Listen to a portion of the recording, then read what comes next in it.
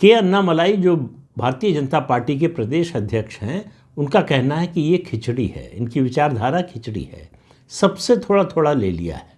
तो उन्होंने सवाल पूछा एक कार्यक्रम में कि क्या रसम, दही, सांभर और चावल को मिला दें तो उसको नई डिश कह सकते हैं?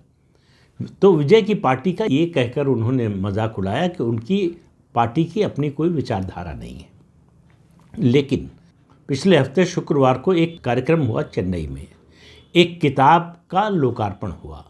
वो डॉक्टर अंबेडकर पर है, अंबेडकर सबके नेता, इस नाम से। जाहिर है कि तमिल में उसका अलग नाम है, लेकिन उसका अनुवाद करने पर यही होता है।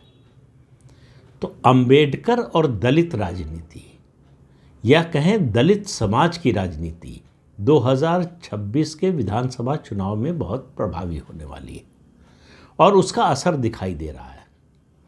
उसमें डीएमके घिर रही है, ये इसलिए कि इस कार्यक्रम में शामिल जो हुए वीसीके, जो दलितों की एक तरह से पार्टी मानी जाती है और डीएमके के गठबंधन का हिस्सा है, उसके नेता तिरुवल्लम, वो इस कार्यक्रम में निमंत्रित थे लेकिन नहीं गए। उनकी पार्टी के डिप्टी जनरल सेक्रेटरी अध्व अर्जुन वो शामिल हुए और विजय के साथ साथ उन्होंने हमला बोला डीएमके पर। और दोनों का ये कहना था कि राजनीति जो है या मुख्यमंत्री का पद जो है वो जन्म से नहीं तय होना चाहिए, वो वैचारिक आधार पर, जनतांत्रिक आधार पर तय होना चाहिए।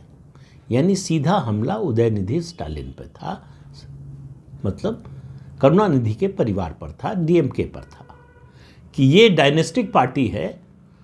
और यहाँ तक कह दिया विजय ने तो कि 2026 के विधानसभा चुनाव में तमिलनाडु की जनता ये जो अलायंस की पॉलिटिक्स है, गठबंधन के जरिए परिवार की पॉलिटिक्स डीएमके चलाती है अपने स्वार्थ के लिए, उसको पलट देगी।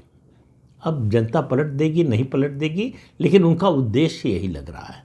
तो हमला उदयनिधि स्टालिन पे है, एमके स्टालिन की कोई बात नहीं कर रहा है। 2026 का विधानसभा चुनाव तमिलनाडु का दूसरा ऐसा चुनाव होगा जब चुनाव में करुणानिधि और जयललिता नहीं होंगे। तो पिछला चुनाव जो है वो इनके जाने के बाद हुआ, तो उसमें लोगों को सोचने, समझने, तय करने में थोड़ी दुविधा थी कि जयललिता के वोटरों को, समर्थकों को, या एआईएडीएमके के समर्थकों को, वोटरों को लग रहा था कितनी सिंपैथी मिलेगी, नहीं मिलेगी।